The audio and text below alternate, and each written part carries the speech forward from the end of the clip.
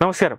2025 സാമ്പത്തിക വർഷം രാജ്യത്ത് ഡിജിറ്റൽ പേയ്മെന്റ് സംവിധാനത്തിലൂടെയുള്ള ലാഭത്തിൽ 42% വർധനവുണ്ടായെന്നാണ് national payment corporation of India വ്യക്തമാക്കുന്നത്. 1552 കോടി രൂപയാണ് ലാഭമുണ്ടാക്കിയതെന്നാണ് കണക്കുകൾ വ്യക്തമാക്കുന്നത്. Unified payment interface IMPS, RuPay തുടങ്ങിയ നിയന്ത്രിക്കുന്ന സംവിധാനമാണ് നാഷണൽ പേയ്മെന്റ് കോർപ്പറേഷൻ. കഴിഞ്ഞ വർഷം ഇതേ കാലത്തുണ്ടായിരുന്ന വരുമാനത്തിൽ നിന്ന് 19% വർദ്ധിച്ചെന്നും കണക്കുകൾ വ്യക്തമാക്കുന്നു. അതായത് വരുമാനം 3270 കോടിയിലെത്തി. ഇത് NPCIയെ ആഗോള ധനകാര്യ വിപണിയിൽ കാര്യമായ സ്വാധീനമുണ്ടാക്കാൻ സഹായിക്കുന്നുണ്ട്.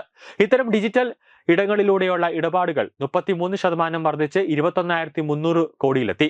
രാജ്യം ഡിജിറ്റൽ പേയ്മെന്റ് സംവിധാനത്തിലേക്ക് പൂർണ്ണമായും ചുവടുവെക്കുന്നുവെന്നാണ് ഇത് വ്യക്തമാക്കുന്നത്.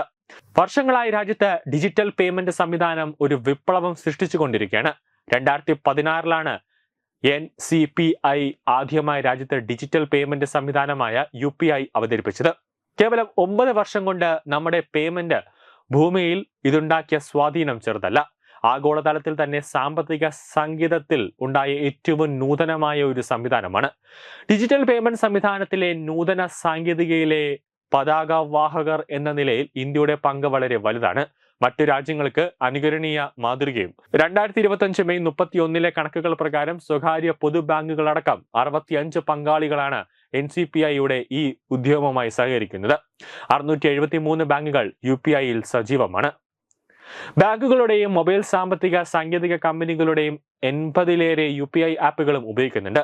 എങ്കിലും UPIയുടെ പ്രധാനമായും 3 കമ്പനികളാണ് ഇടപാടുകളും ഭൂരിപക്ഷവും കൈയടക്കിയിട്ടുള്ളത്.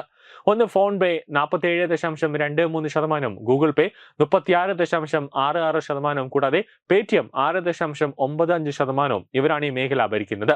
ലോകത്തിലെ ഡിജിറ്റൽ ഇടപാടുകളുടെ 49% ഇന്ത്യയിലാണെന്നാണ് റിപ്പോർട്ടുകൾ ചൂണ്ടിക്കാട്ടുന്നത്.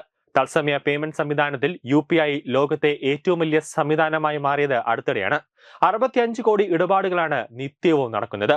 വിസ കാർഡുകൾ വഴി 63.9 കോടി രൂപയുടെ ഇടപാടുകളാണ് നടക്കുന്നത്. ഇതിലേറെ ഡിജിറ്റൽ ഇടപാടുകൾ രാജ്യത്ത് നടക്കുന്നുണ്ട്. വിസയേക്കാൾ 4 മടങ്ങ് വേഗത്തിലാണ് UPI ഇടപാടുകൾ വളരുന്നത്. പ്രതിമാസം 5 മുതൽ 7% വരെയാണ് വളർച്ചാ നിരക്ക്. വാർഷിക വളർച്ചാ നിരക്ക് 40%. ഈ നിരക്കിലുള്ള വളർച്ച തുടർന്നാൽ ഉടൻ തന്നെ വിസ കാർഡ് ഇടപാടുകളെ ഇത് പാടെ ഇല്ലാതാക്കും. പ്രതിദിനം 100 കോടി ഇടപാടുകളാണ് സർക്കാർ ലക്ഷ്യമിടുന്നത്.